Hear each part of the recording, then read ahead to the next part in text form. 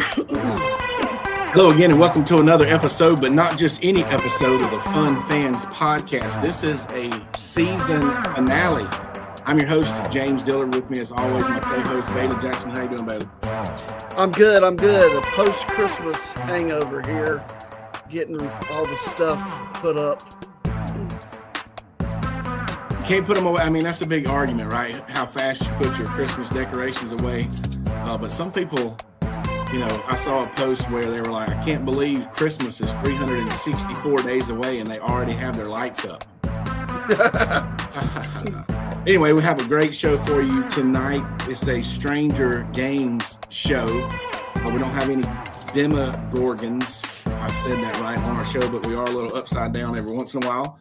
We're going to discuss Clemson's loss to Penn State, of course, the strangest bowl games. We're going to give a list of some strange bowl games. The CFP, that stands for College Football Playoff, and some Clemson basketball. But first, the Fun Fans are a proud part of Greenville Sports Media Podcasting Network. If you're a true sports fan, Greenville Sports Media is perfect for you. Find various nationwide podcasts, the latest articles, and other sports media at greenvillesportsmedia.com, who can also be found on all forms of social media. Just like the Fun Fans Podcast is the official podcast for Clemson fans. Yeah, and if you want some great food, sports, spirits, or catering for your New Year's Eve party, check out Reuben's. There are two locations, 1083 Batesville Road in Greer or 1102 Anderson Road in Piedmont, or you can check out their website. It's ReubensThenTheSea.com. ReubensC.com. Reuben's is simply a great place to eat for all sports fans. Reuben C. And they are having some special New Year's Eve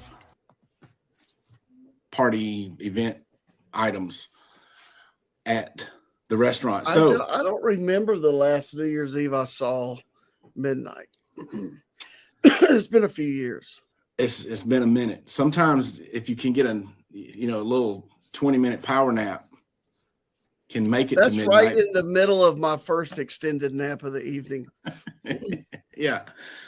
So I think we usually catch it every time, see the ball drop and all that stuff. But it's definitely not as easy as it used to be. And we're definitely partaking from the living room for the most part. So in your PJs. Yeah. So that's coming up this week. But this past week was Christmas. Bailey, was Santa Claus, were you a good boy this year? Was Santa Claus good to you? I must have been. So everybody else at my house was pretty good too, evidently. Got a new tailgate tent ready for 2026 football season. It's now orange and it has sidewalls if we need them.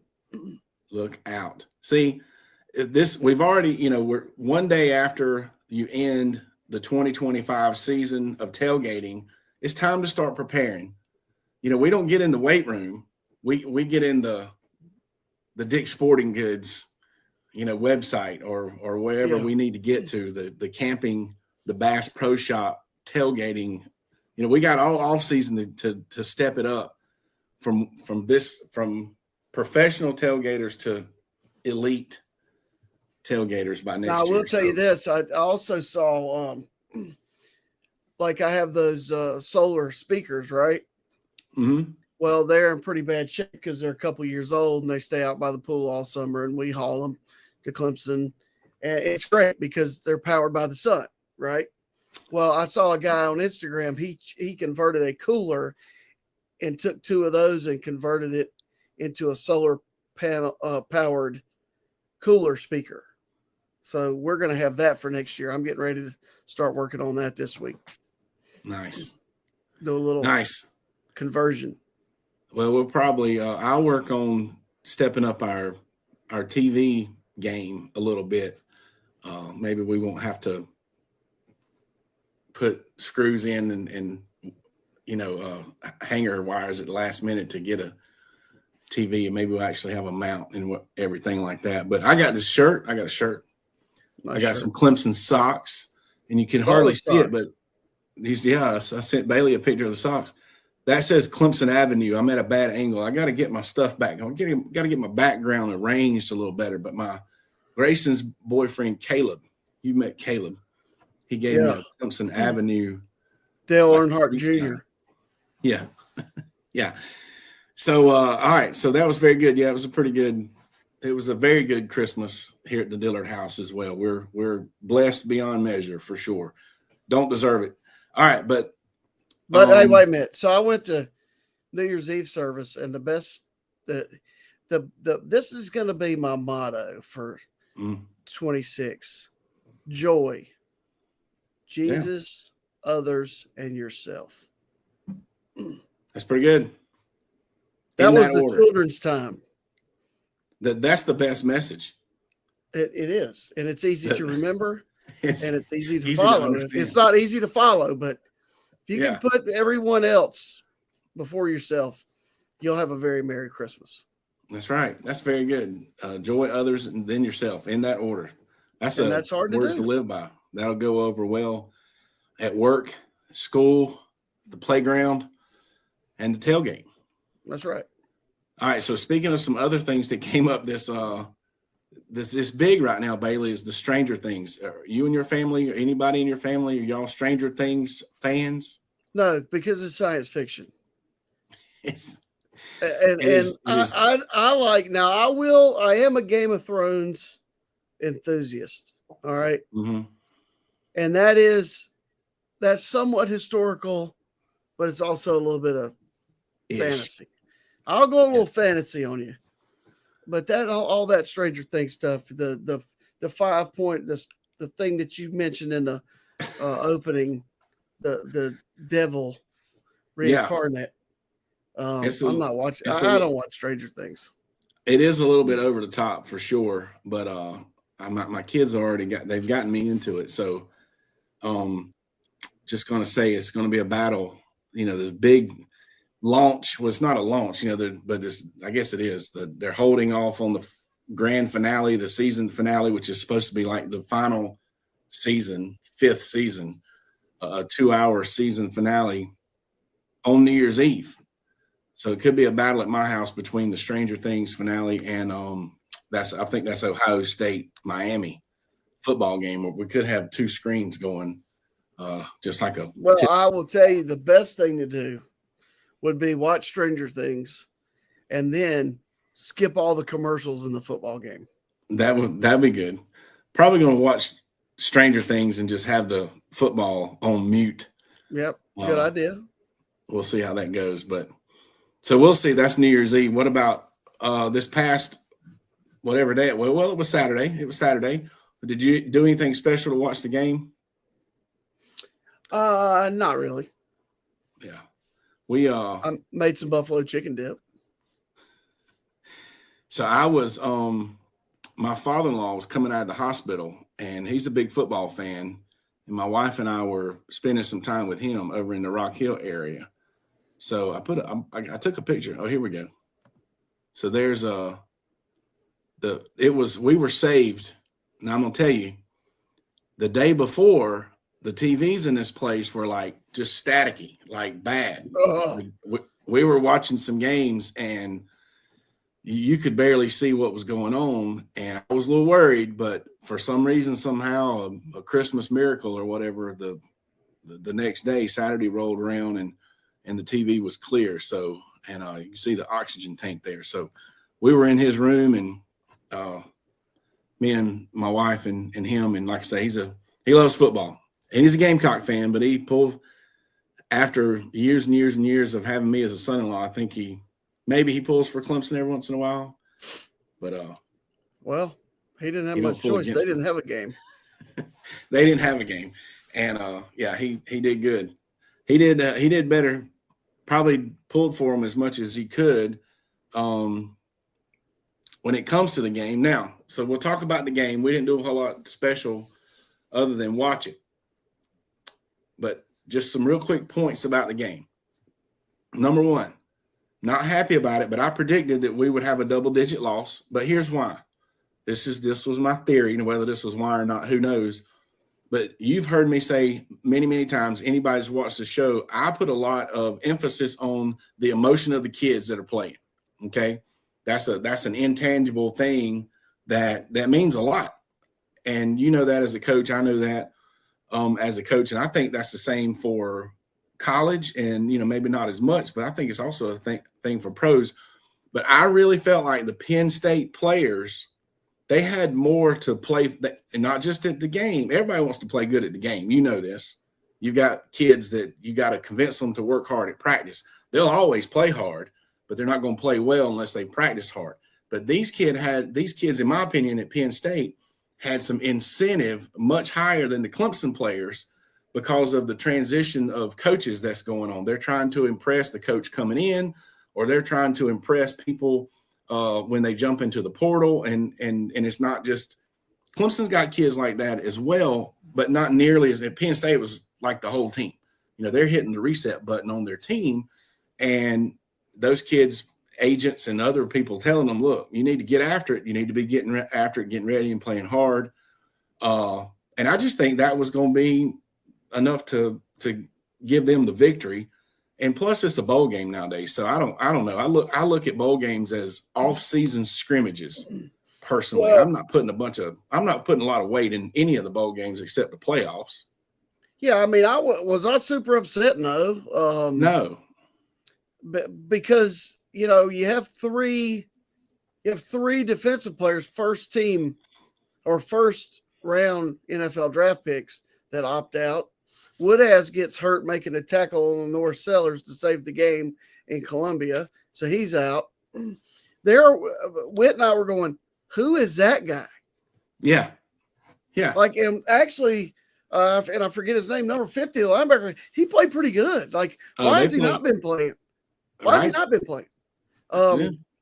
So, yeah, I understand what you're saying. Plus, it feels like it's 17 degrees.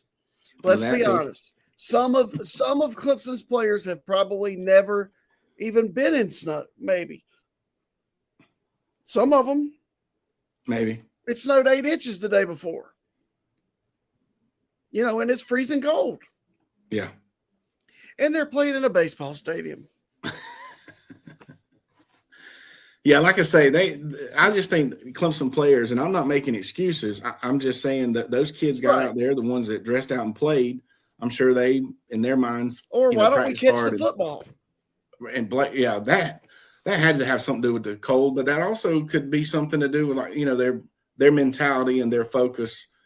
Penn State dropped some balls, and Penn State they had more trouble with the slipping and sliding on the field, it seemed, than we did. So both teams kind of fell to the weather. I've said this on this show before. We don't talk enough. The media does not talk enough about the importance of Antonio Williams and Clemson. When he was out this year, they struggled. When he came back, they didn't struggle as much. He was not there Saturday. He was the man on offense, and he was out last year. So, and he's a potential first rounder.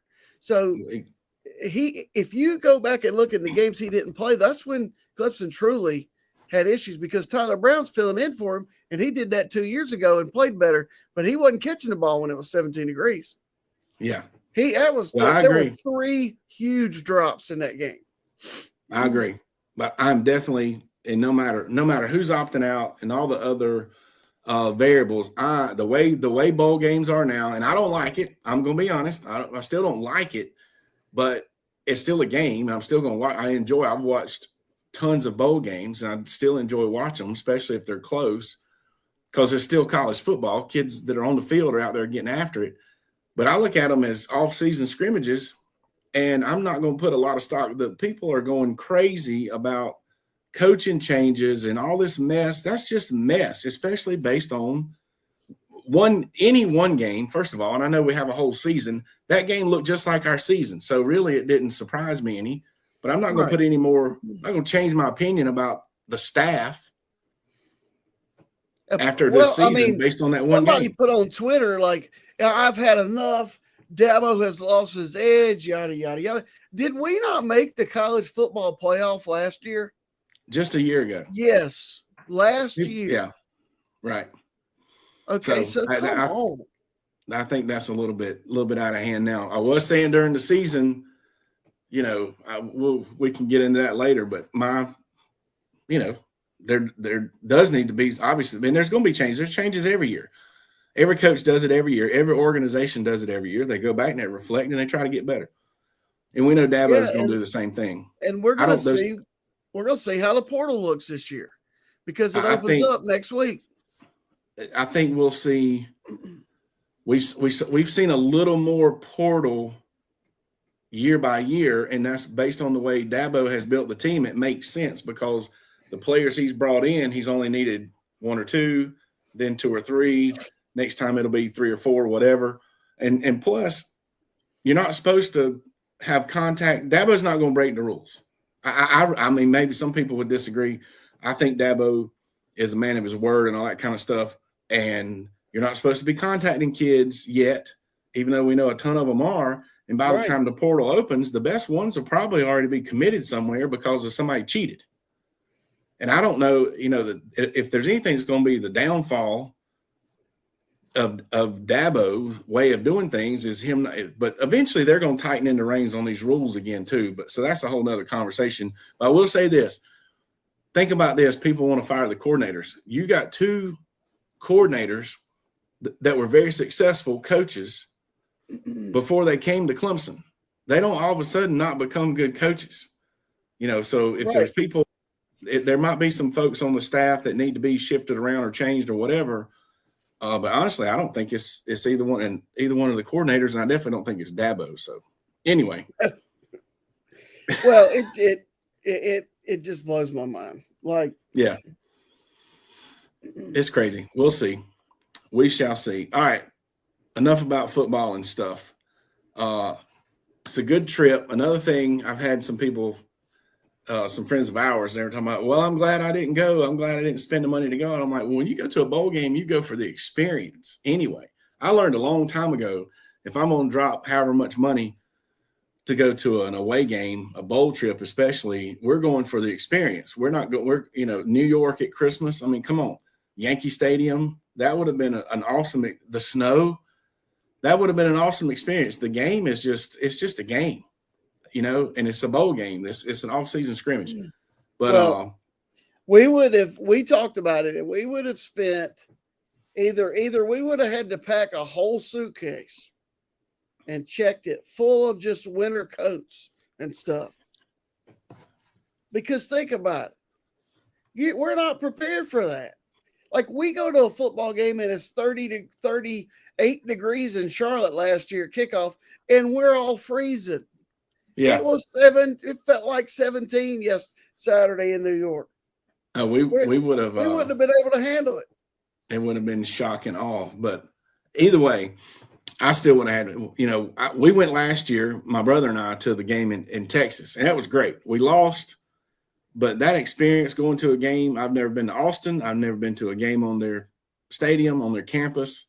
It was just a really cool experience. So anyway, I think it would have been fun to go either way. Hope to get back on the road for some road games coming up soon. Going to road games are pretty cool. But I am glad. I want to just point out this one thing just because it's just the way I feel. I'm glad I saw on social media they took the players to the 9/11 memorial. Have you ever been to New York? No. All right. So if you go, you got to go to the 9/11 memorial. I mean, it's just one of those things. It's one of those crazy, unfortunate events that happened to our country. And you can tell, especially kids, college age kids were born after it happened. And we've talked about this as educators, when we bring it up in high school now, this is beyond their time frame, and just talking about it and watching it on a video or something is one thing. When you go down there and you hear some personal stories and you see that stuff, it really hits home.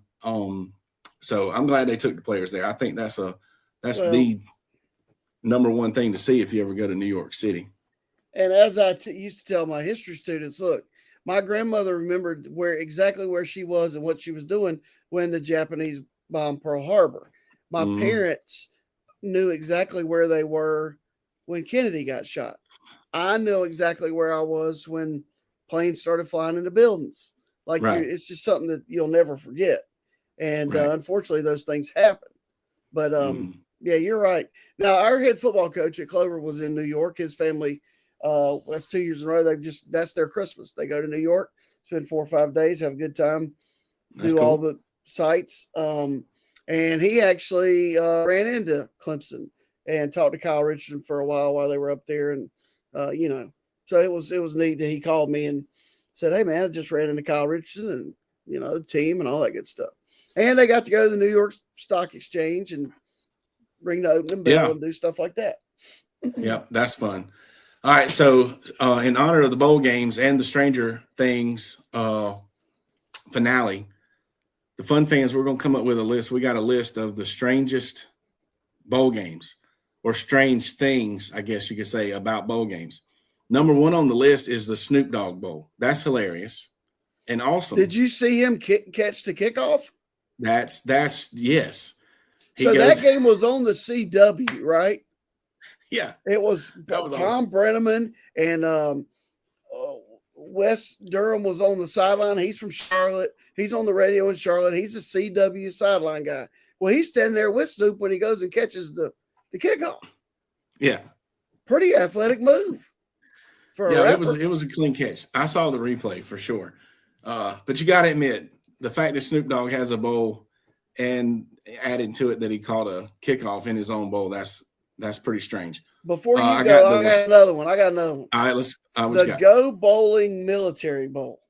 All right. So double sponsored by the military and GoBowling.com. In the hour that I watched ECU play Pittsburgh before Clemson came on, I counted 18 Go Bowling commercials. What is Go Bowling? Go Bowling. That's just a bowling alley? Yeah. Okay. Go to one of the 3,400 certified something bowling alleys in America. 3,400 in the whole United States. And is there one anywhere close to us? That's just an odd marriage between Go Bowling and the military. Hey. But it was, yeah. I'm sorry. Go ahead.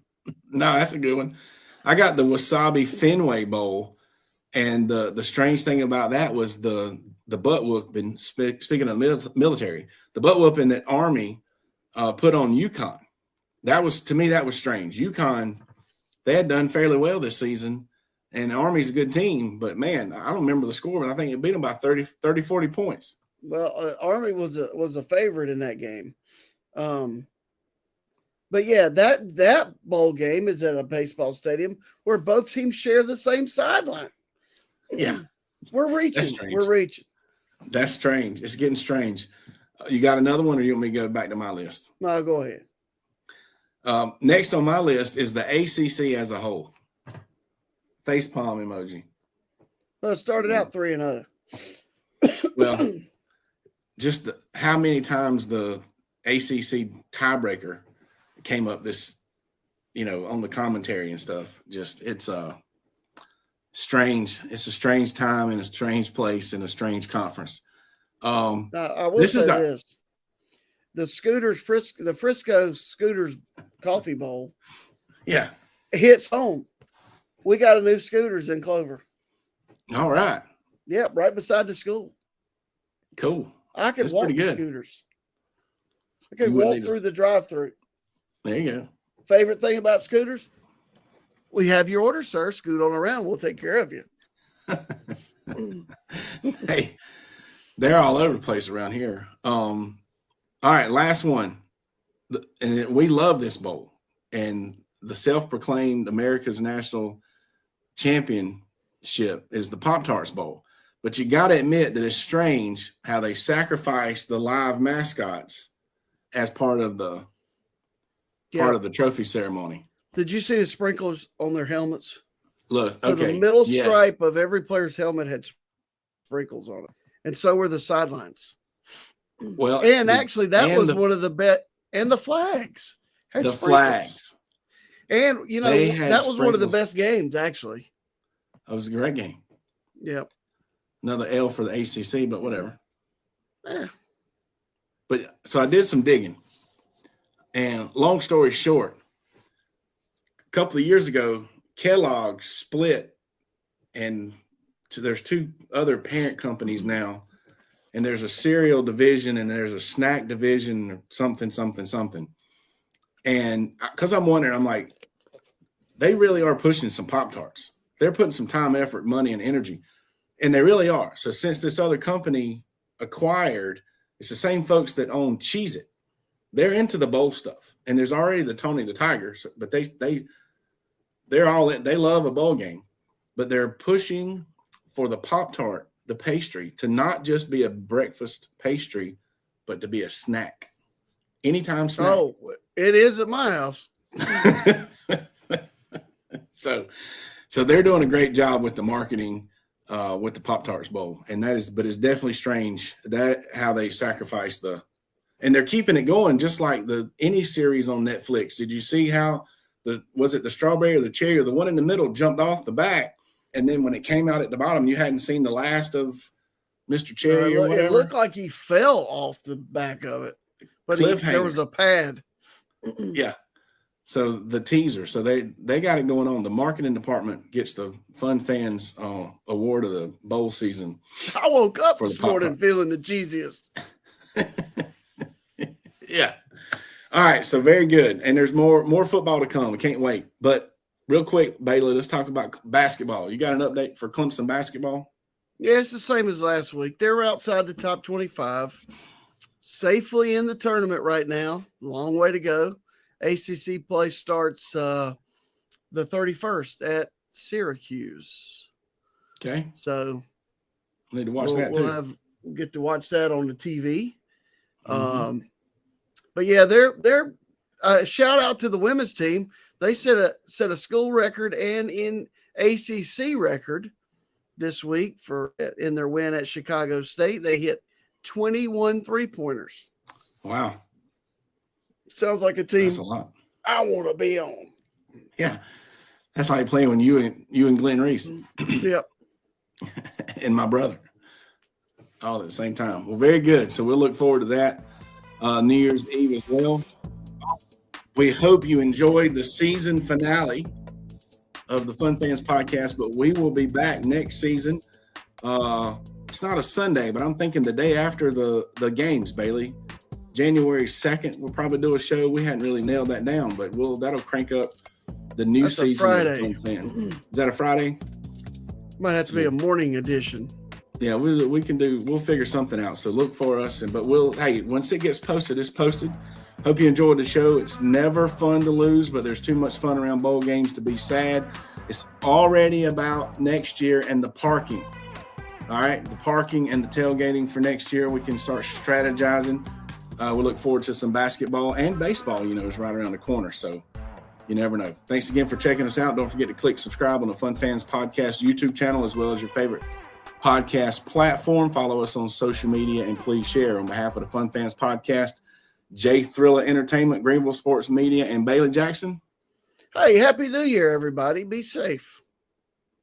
Go Tigers and Happy New Year. Go Tigers always.